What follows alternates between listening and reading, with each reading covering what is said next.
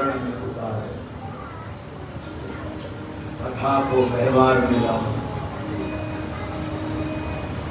किसी के काम आओ, किसी को सहयोग करो, किसी की मदद करो। इंसान वही है जो किसी के काम आए। अपनी अपनी फितरतों में जिसको देखो उलझा है, जिंदगी हकीकत में क्या है कौन समझा है। आज समझ ले, फिर ये मौका हाथ न तेरे आएगा, चढ़ता सूरज धीरे धीरे ढलता ही जाएगा। इसलिए कथा सुनने के बाद किसी को सहयोग करो, अकेले आए तो किसी को साथ पूछ लो, आ रहे हो तो किसी को और पूछ लो, भैया चलना है साथ, तो सहयोग कीजिएगा। अगर आप सहयोग नहीं करते, कथा का कोई असर नहीं, आपके आचरण में नहीं, आपके व्यवहार में नहीं है, तो माफ करिएगा सुनकर भी आपने मैं लीजिए तो हमारी और आपकी मुंडी भी हो जाती है। चलो मामला निपट जाए। हमारी सॉरी बोलने से, हमारी क्षमा मांगने से अगर बात बन जाए तो सॉरी बोलो, विनम्र हो। जितनी विनम्रता आएगी, हनुमान जी के अंदर बड़ी विनम्रता है, राम जी में बड़ी, उनके जीवन में बड़ी विनम्रता है सर। और विनम्रता कई बातों का समाधान है। आपका झुकना, आपका सॉरी बोलना कई समस्याओं का समाधान है, सभी समस्याओं का हल। भगवान महावीर पर एक लोग समस्याओं का, लेकिन विनम्र हो, आचरण में व्यवहार में आ जाए विनम्रता। आप सबने नाम सुना होगा रविंद्रनाथ टैगोर जी का, नोबेल पुरस्कार मिला, नोबेल पुरस्कार रविंद्रनाथ टैगोर जी। मैंने पढ़ा कि रविंद्रनाथ टैगोर जी को जब नोबेल पुरस्कार दिया तो फिर सब अड़ोस पड़ोस उनको बधाई देने के लिए नोबेल पुरस्कार मिला है। और नोबेल पुरस्कार बड़ी शांति के लिए, बड़ी उसके लिए मिलता है। अब सारी दुनिया रविंद्रनाथ टैगोर के यहाँ जाती है, लेकिन जो बगल का पड़ोसी है वो नहीं। किसी ने पड़ोसी को कहा है तुम्हारे पड़ोस वाले को नोबेल पुरस्कार मिला है, करो। अब 100 में से अगर 99 प्रणाम करें और एक प्रणाम न करें तो खड़ा नहीं खड़ा। अब रविंद्रनाथ टैगोर के मन में जो 99 उनको धन्यवाद दे रहे हैं वो समझ में नहीं आ रही, लेकिन जो नहीं दे रहा बस वो कर रहा है। अगले दिन सुबह रविंद्रनाथ टैगोर जब घूमने के लिए गए मॉर्निंग वॉक पर, तो प्रकृति का नजारा देखा। सूर्य नारायण की किरणें समुद्र के किनारे पर चमक रही है, दमक रही है किरणों से।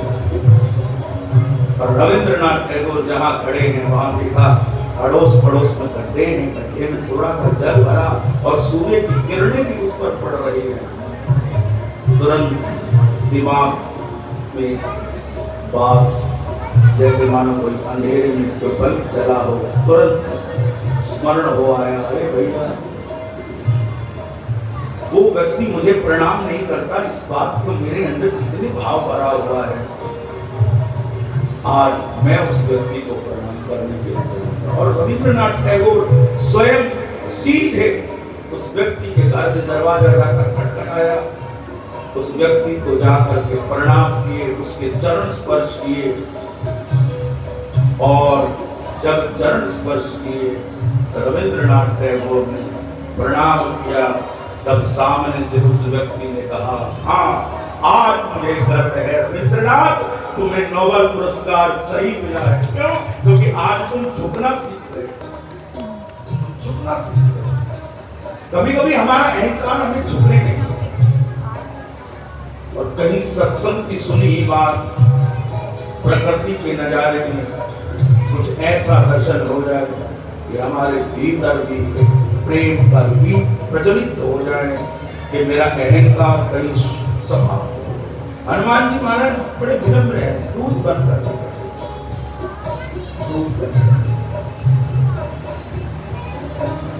बड़े से बड़े काम करने के बाद भी बड़ी विनम्रता है श्री हनुमान जी में। इसलिए हनुमान जी के हृदय में राम जी बैठे। लोग चाहते हैं हम दिखें, लेकिन हनुमान जी महाराज छिपते हैं। बड़े भाव आपसे राम जी के गुणों की चर्चा, रामचंद्र गुण वर्णे लागा। कल भी आपको कहा कि राम जी के गुणों के अंदर है सबसे बड़ी उनके प्रिय वचन, मीठे वचन। कल भी कहा तुलसी मीठे वचन सुख पूजत चहु वशीकरण मंत्र है तज दे वचन श्री राम जय राम जय राम श्री राम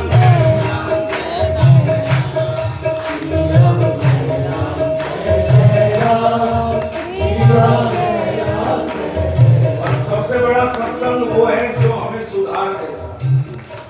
राम जी अप्रिय वाणी, किसी को अप्रिय वचन नहीं बोलते। राम जी का सबसे बड़ा गुण धर्मज्ञ,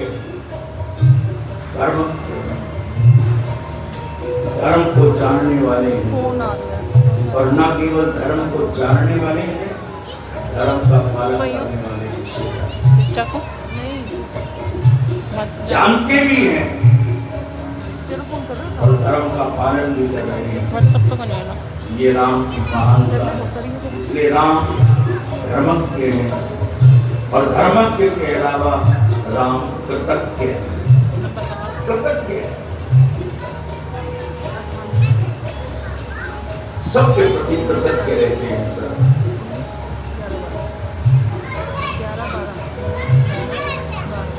राम जी जब जानकी जी के साथ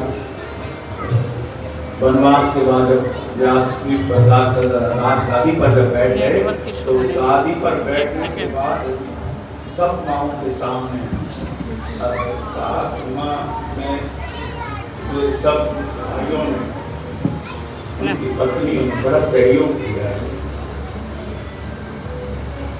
तो मैं चाहता हूँ कुछ दूँ। माओं ने कहा बहुत अच्छी बात।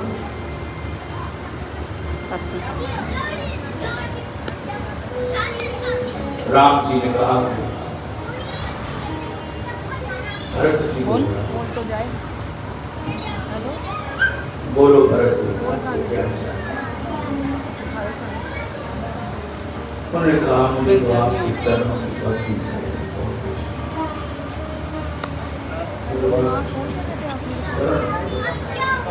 अब देखिए देने वाला क्या दे रहा है और मांगने वाला क्या मांग रहा है।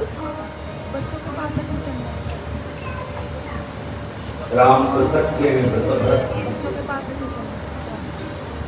भरत के मित्र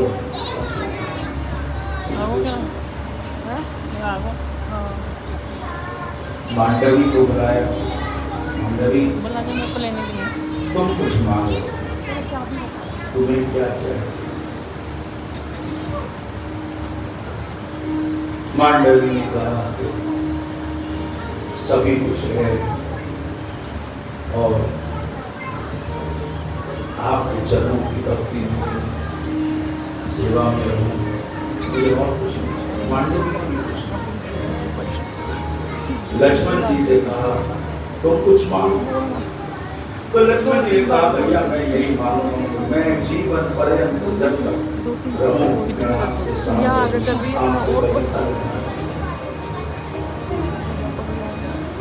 राम जी बड़े हैरान है, कुछ मांगो। उर्मिला से कहा तुम कुछ मांगो। उर्मिला ने कहा आप लेना नहीं चाहते तो मेरे जीवन धैर्य। शत्रुघ्न की तरफ नजर करके तुम मांगो। शत्रुघ्न जी ने कहा कि मुझे तो भरत के चरणों की प्रीति मिल जाए। और इसको पता नहीं इसकी मम्मी कर देना। और अंत में जब शुद्धि की स्थिति वाली आती है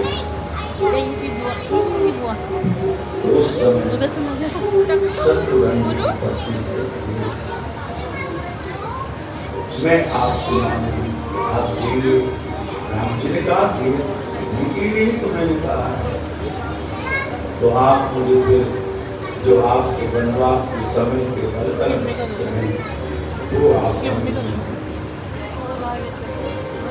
सब सबके रानी क्या मांगना है।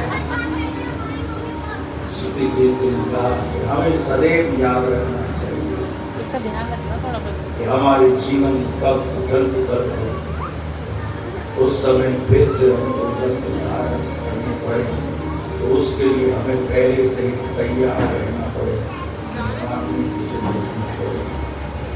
देने वाला राम, मांगने वाले ऐसे पात्र है रामचरितमानस के किसी भी एक पात्र में, और बड़ा विस्तार पूर्वक अगर वर्णन में पढ़े तो भरत जी का प्रेम, लक्ष्मण का समर्पण, वो प्रेम, वो समर्पण अगर सीखना हो तो रामचरितमानस की अनेक ऐसी कथाएं हैं जिनसे हम भरत जी जैसा प्रेम, लक्ष्मण जी जैसा समर्पण, जो राम की सेवा में श्री हनुमान जी ने कल भी आपको कहा सुंदर कांड में बड़ा अतुलित बल धाम महेम शैलाभ देहम नाम अग्रगण्यम सकल गुण निधानम वानराणाम भीषम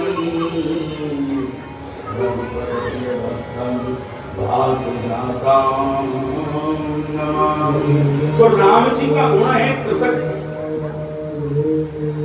हो तो अच्छा ही काम होगा और वो काम भले ही बात कितनी गर्मी हो, भले ही बात कितनी बरसात हो, ठंडे में शीतलता बैठ कर भगवान की कथा का आनंद ले रहे हैं और प्रेम से गा रहे हैं, उठा उठा करके गाइएगा सीताराम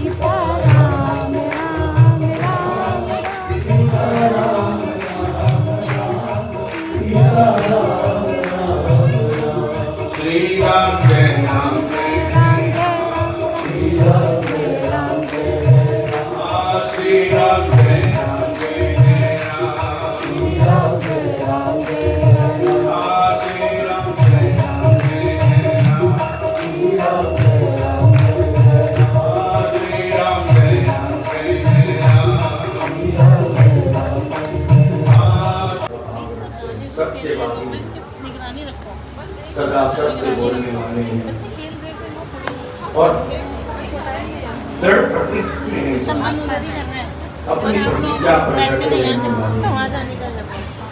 इसका ध्यान रखो। और उनका 8वां गुण है राम सदाचारी, सदाचारी। 9वां गुण भगवान का शूर।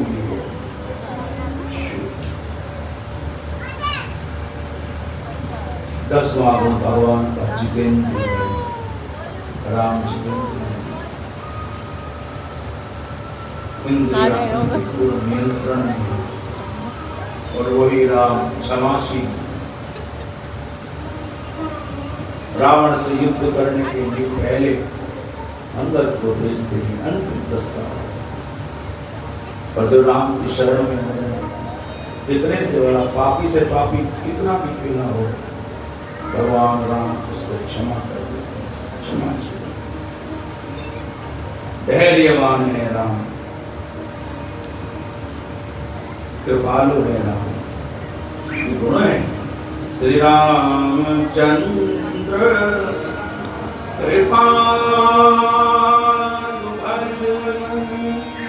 कृपालु है, तो भगवान का प्रेम है, कृपालु है, विनीत है, विनम्र है, भगवान का शील है। और 15वां भगवान प्रजापाल, अपनी प्रजा की देख रेख करने वाले और सोलह भगवान पराक्रम राम जी मर्यादा के पथ पर चलते हैं, श्री राम जी धर्म के पथ पर चलते हैं, राम जी न्याय के पथ पर चलते हैं, श्री राम जी सत्य के पथ पर चलते हैं। रघुकुल रीत सदा चली राम, राम जान वचन न जान। ऐसी नीति मार्ग पर चलने वाले, धर्म मार्ग पर चलने वाले भगवान राघवेंद्र सरकार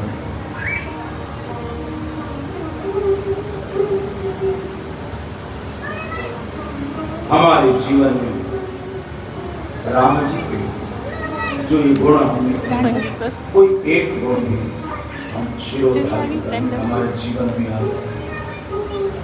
कोई भी गुण अहंकार के कारण हमारी बुद्धि मलिन है और भगवान की कृपा से हनुमंत लाल जी की कृपा से हमारी बुद्धि निर्बल हो गई। श्री राम जी का गुण है जनक सुता जब जननी जानकी अतिशय प्रिय करुणा निधान की ताके जोग पद कमल मनाओ जासु कृपा निर्मल श्री भारद्वाज जी और याकवल जी का प्रसंग प्रारंभ हो रहा है। क्यों निकाल रहे हैं महाराज जी? अच्छा लग रहा है। प्रयागराज जहाँ कुंभ लगता है, सब ऋषि मुनि एक माह रुक करके सब जा रहे हैं। भारद्वाज जी याज्ञवल जी को रोक लिया, चरण पकड़ लिया।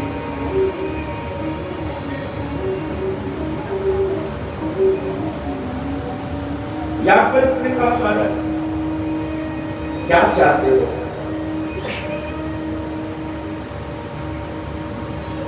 भारद्वाज जी ने कहा मेरे मन में जिज्ञासा है, संशय है।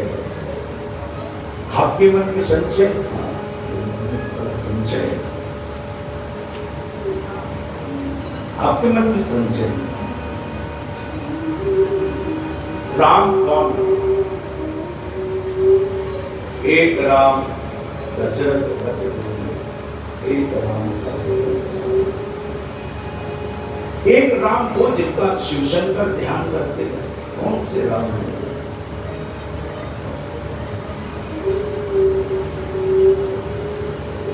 याज्ञवल्क्य जी मुस्कुराने लगे।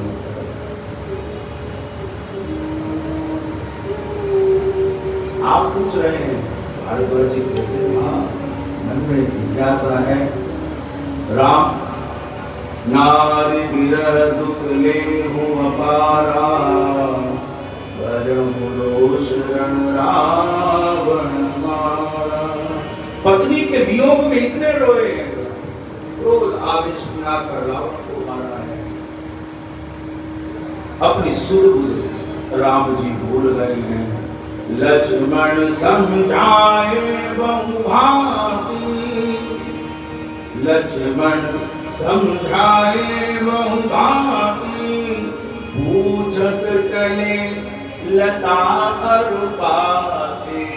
जैसे महाराज के प्रसंग में श्री कृष्ण जब अंतर ध्यान हो गए तो गोपियों ने लताओं कथाओं से पूछा क्या तुमने हमारे कृष्ण को देखा? रोकर पूछती हरी जान तुमने हमारे कृष्ण को देखा? लताओं से पूछ रही है तुम ही बताओ तुमने कृष्ण को देखा? आज भगवान राम जानकी जी को भी वैसे ही खोज रहे हैं। भारद्वाज जी कहते मेरे मन में बड़ा संशय है। लक्ष्मण समझाए बहु भांति,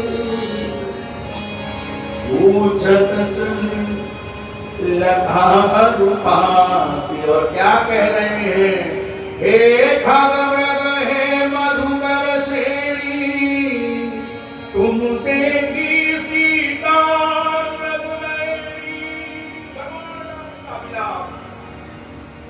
रो कर पूछ रहे हैं, हे खगमृग हे मधुकर श्रेणी।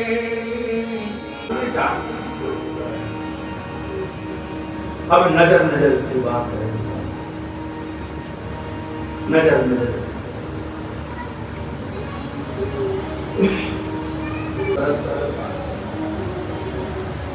दशरथ के नंदन जानकी जी का हरण, राम ने रावण को मारा। कहा कि राम कथा में क्या विशेष है ऐसा?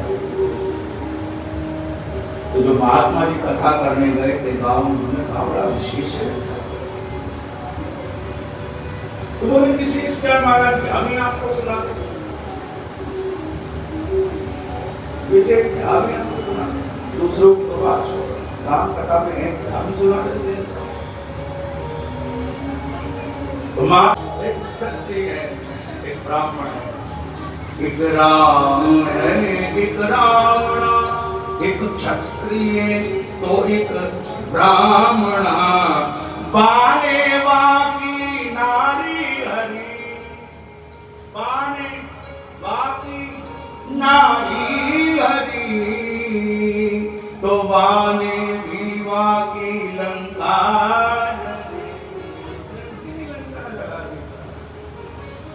बाने बाकी नारी हरि और बाने बाकी लंका जरी। या में तो कोई बात ना, इसमें क्या बड़ी बात महाराज?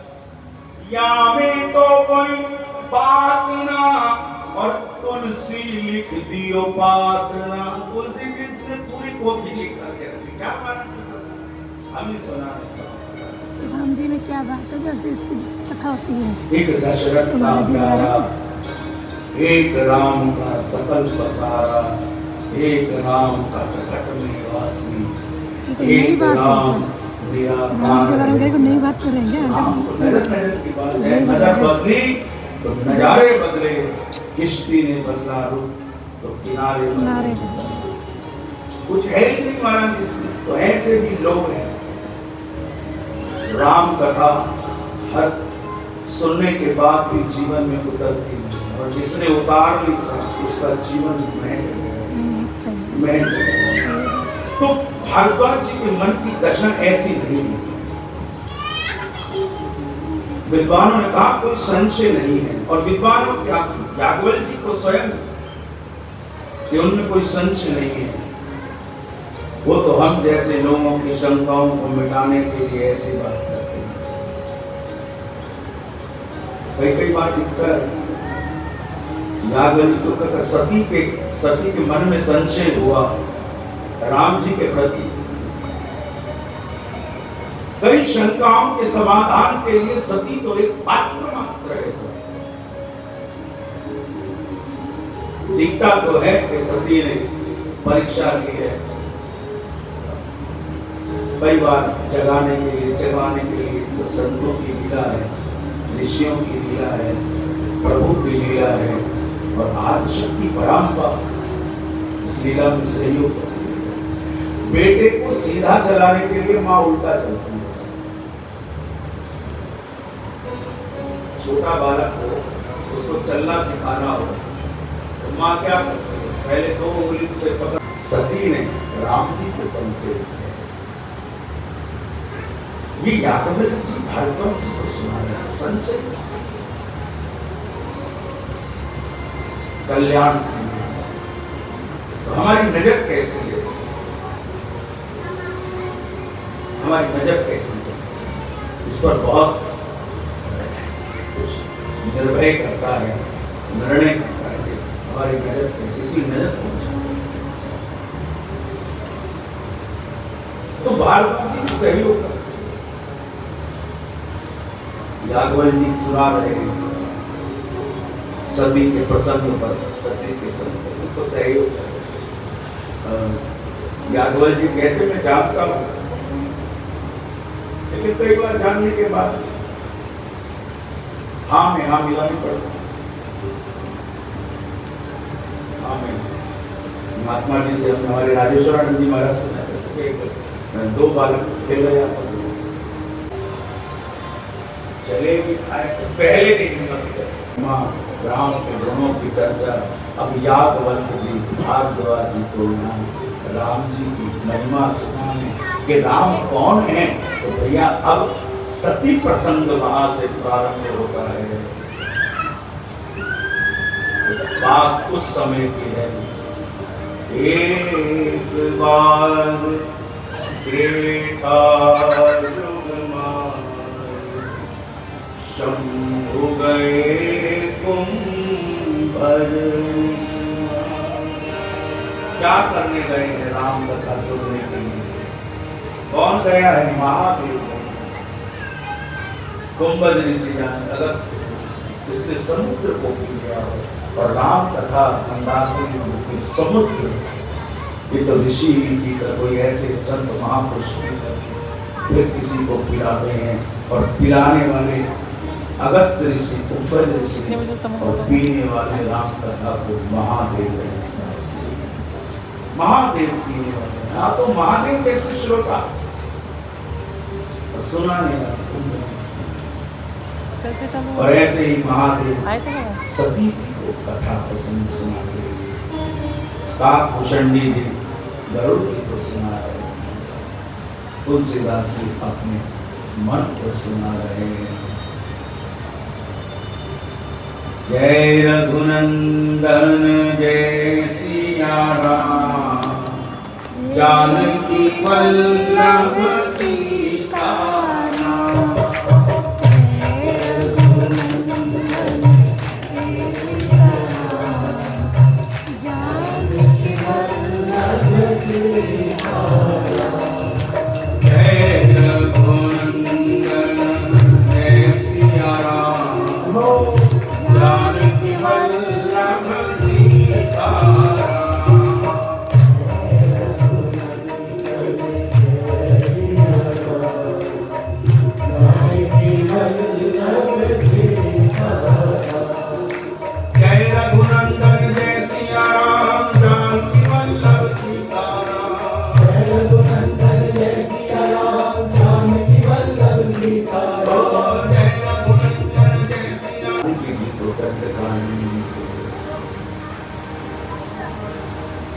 जानकी जी के विनम्र राम बोल रहे हैं।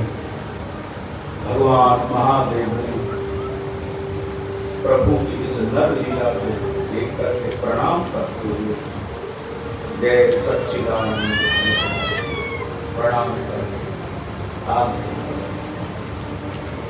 अब सती को लगा कि इसको प्रणाम कौन है? नर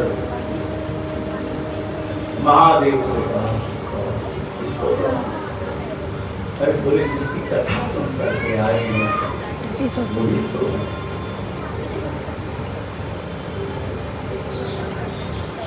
जानकी के वियोग में, सीता के वियोग में इतने व्याकुल होकर, व्यतीत होकर मैं नहीं मान सकती कि नारायण सत्य।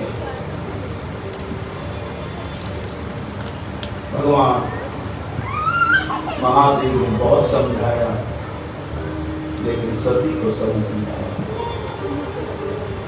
होए वही जो राम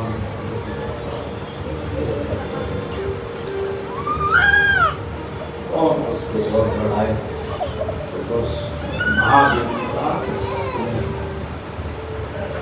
अगर यकीन नहीं है परीक्षा के लिए तैयार हो गए और राम जी को दंड कारण में जानकी का वेश बना करके सती जब सामने पहुंची है तो राम जी मुस्कुरा कर कहते हैं ऐसे घरे जंगल में आप अकेले कहाँ विचरण कर रहे हैं? हमारे कृष्ण हमारे भोलेनाथ का है, महादेव का है। और जो यूँ कहा तो सती लज्जित होकर जो जानकी जी के दौड़ लौट करके बना। महादेव ने कहा कराई परीक्षा, कछु ना परीक्षा झूठ बोला। महादेव ने ध्यान करके देखा वो हिमाचल और गहरा में बड़ी तपस्या करने। उस तपस्या के बाद पार्वती भी वहाँ प्रकट हुई है, हिमाचल के यहाँ जन्मी है।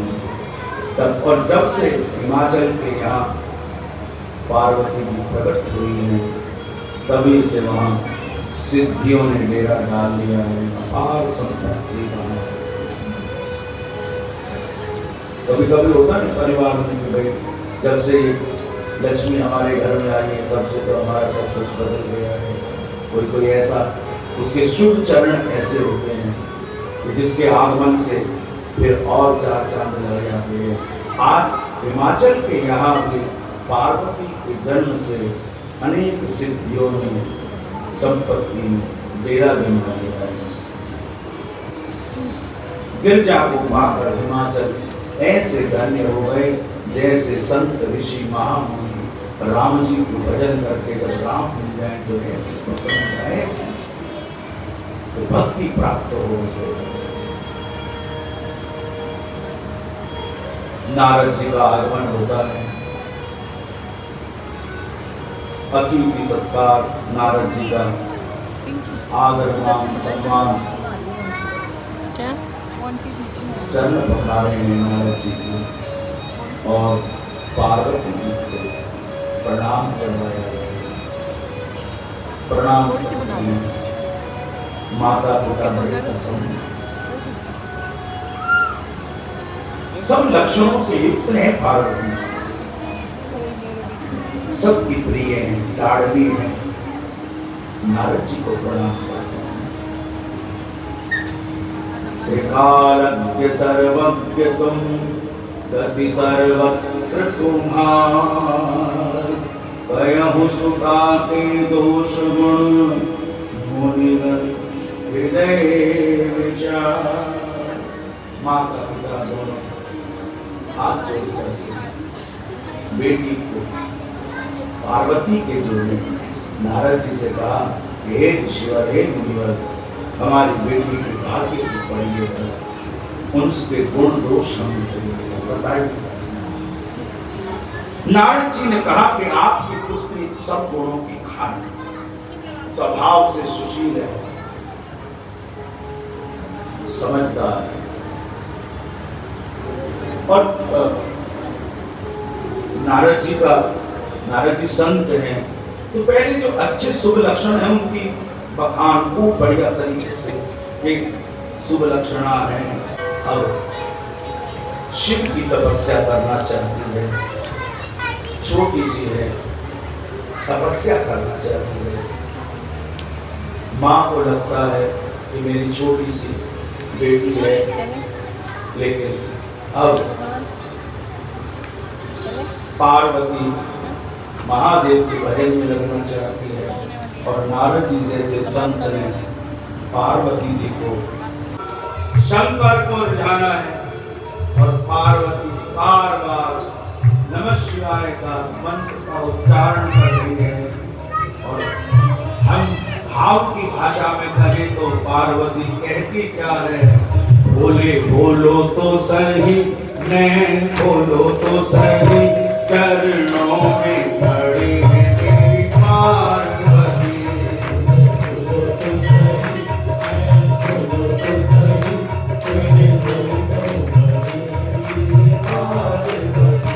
बोले बोलो तो सही, बोलो तो सही, बोले बोलो तो सही, बोलो तो सही, बोले बोलो तो सही, बोलो तो सही, बोले बोलो तो सही, बोलो तो सही।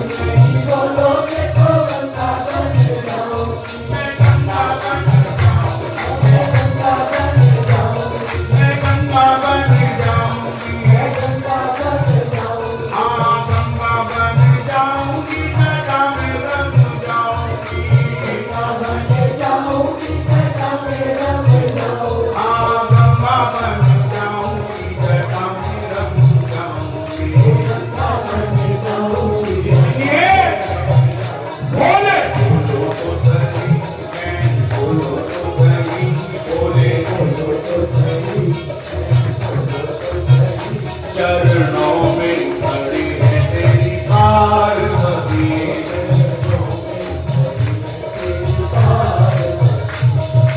आपने ही बोलोगे तो चंदा बन जाऊंगी। आपने ही बोलोगे तो चंदा बन जाऊंगी। आपने ही बोलोगे तो चंदा बन जाऊंगी। आपने ही बोलोगे तो चंदा बन जाऊंगी। चंदा बन जाऊंगी, माथे से लग जाऊंगी। चंदा बन जाऊंगी, माथे से लग जाऊंगी। हाँ चंदा बन जाऊंगी, माथे में रम जाऊंगी। बोले बोलो तो सही, ऐन बोलो तो सही, बोले बोलो तो सही, ऐन बोलो तो सही, बोले बोलो तो सही, ऐन बोलो तो सही, बोले बोलो तो सही, ऐन बोलो तो सही। चरणों में खड़ी है तेरी पार्वती।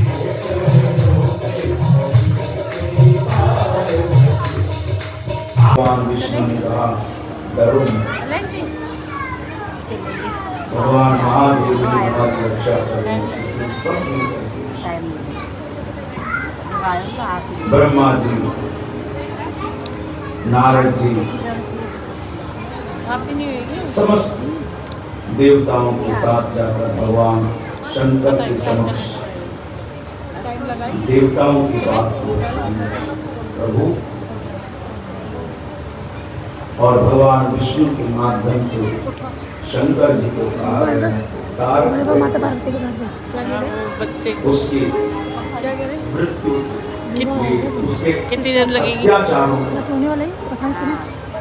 जो उसने पूरी पृथ्वी पर किए हुए हैं, उसके अत्याचार से तंग होकर के हम आपके पास आ रहे हैं। आपके द्वारा आपके वीर्य से उत्पन्न पुत्र वही उस राक्षस को मारता है और उसके लिए विवाह बहुत जरूरी है। तो विवाह की पूरी प्रसंग भूमि का नाम होगा लगभग संक्षिप्त में आप समझ लीजिए। सब देवताओं ने शिव जी के विवाह की पूर्ण रचना रख दी है और अब पार्वती जी के तप की तपस्या की परीक्षा हो रही है। शिव जी ने सप्त ऋषियों का आवाहन करके पार्वती के पास भेजा है। सप्त ऋषि पार्वती के पास जाकर पूछते हैं देवी ये सब किसके लिए आप इतना कठोर तप कर रहे हैं? पार्वती जी ने कहा मेरे गुरु नारद जी की आज्ञा के करके मैं भगवान शंकर को पति रूप में प्राप्त करने के लिए तप कर स्पष्ट कह सप्त ऋषियों को। ऋषियों ने कहा कि बुद्धिमती होती हुई समझदार होती हुई नारद जी की बात पर विश्वास करें। नारद जी के कई दोषों को गिनवाया है। अरे बेटी तुम नारद जी के चरित्र से पूरी तरह से परिचित नहीं हो। नारद तो भक्ति है, अनेक घरों को चौपट कर दिया है। दक्ष के पुत्रों को विरक्त कर दिया है। विद्याधर चित्रकेतु का घर भी नहीं बसने दिया और प्रहलाद को भी उपदेश देकर के अपने पिता के विरोध कर उनके वचन सुनकर के तुमने अमंगल मूर्ख नगर भूत प्रेतों के उस राजा के साथ विचार कर लिया कि अपना पति बना नारद की बातों से। अभी दक्ष की पुत्री को सती को क्या सुख मिला? वो भी पिता के यज्ञ में जाकर के भस्म हो गई। स्त्रियों से अलग रहने वाले ऐसे महादेव तुम्हें क्या सुख दे पाएंगे? हमारी बात मानो बेटी, वापस घर लौट जाओ। सप्त ऋषियों की बात सुनकर पार्वती जी हंसती है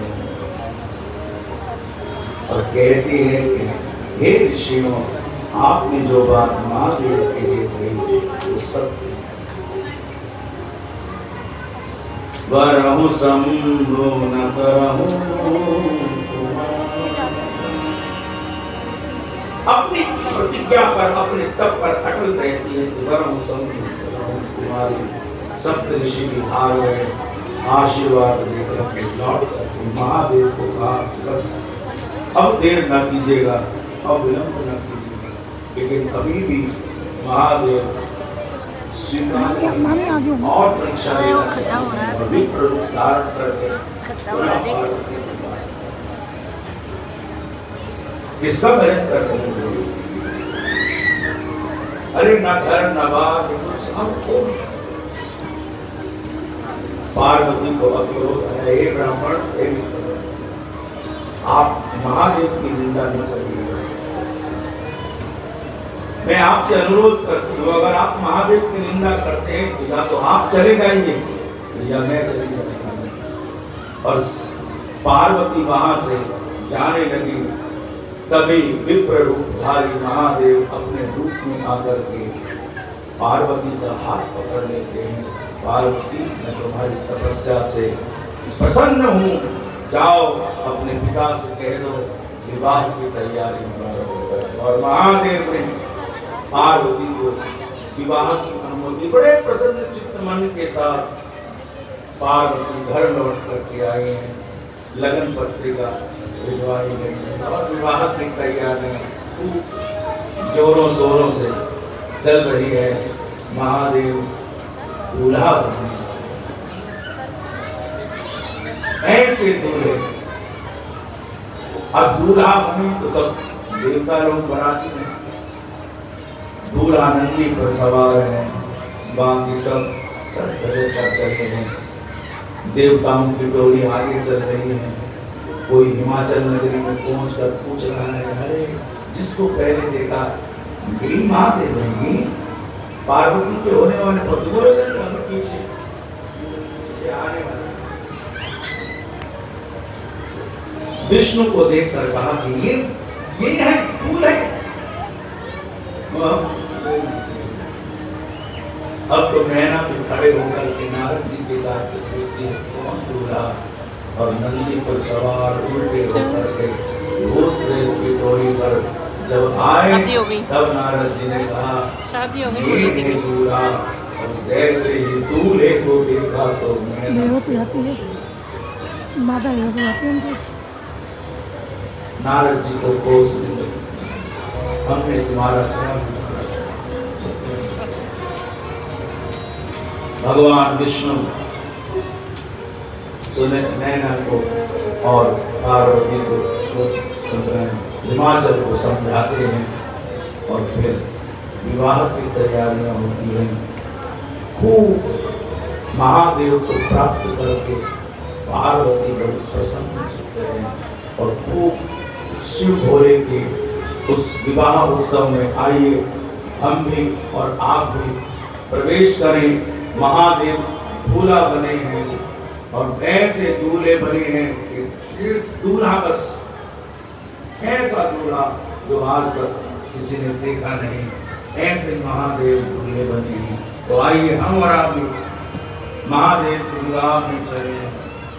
आज मेरे भोले की शादी है, क्या मेरी गलती है। आज मेरे भोले की शादी है,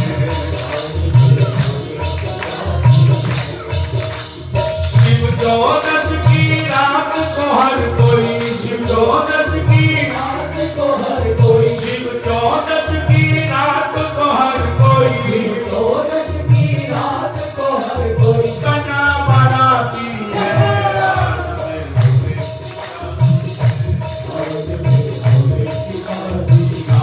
आज मेरे भोले की शादी है, शिव चौदस की रात को हर कोई, चौदस की रात को हर कोई कन्या बाराती है। आज मेरे भोले की शादी है,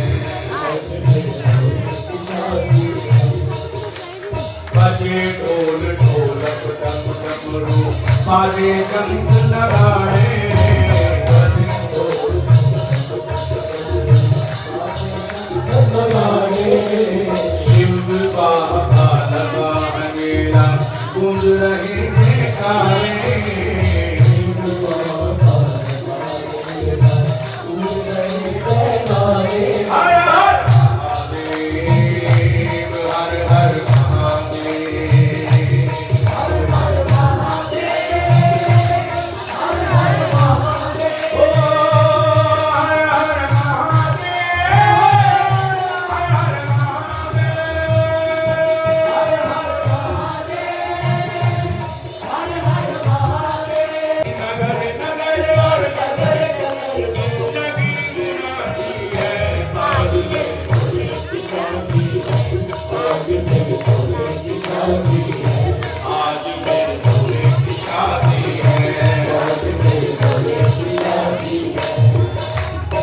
कोई झूमे कोई नाचे गाए कोई बजाए बाजा कोई झूमे कोई नाचे गाए कोई बजाए बाजा कोई झूमे कोई नाचे कैलाशी का राजा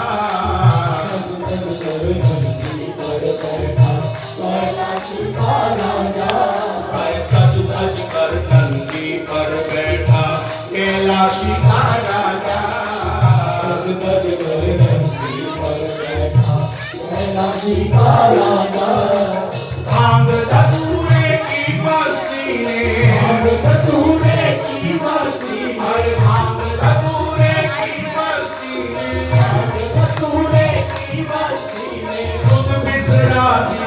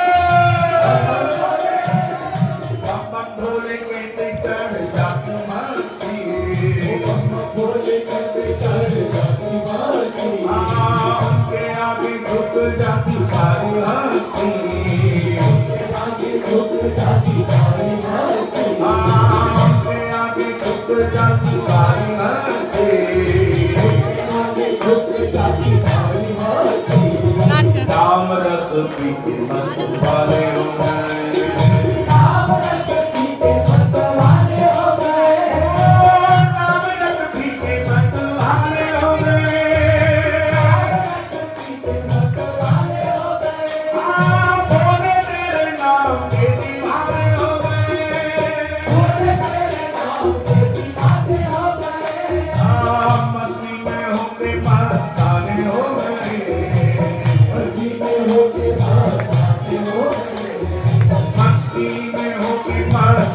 हो गए मस्ती में होके मस्ताने हो गए भोले तेरे नाम के दीवाने हो गए भोले तेरे नाम के दीवाने हो गए मेरे भोले बाबा की तो महिमा न्यारी मेरे भोले बाबा आ सकते हैं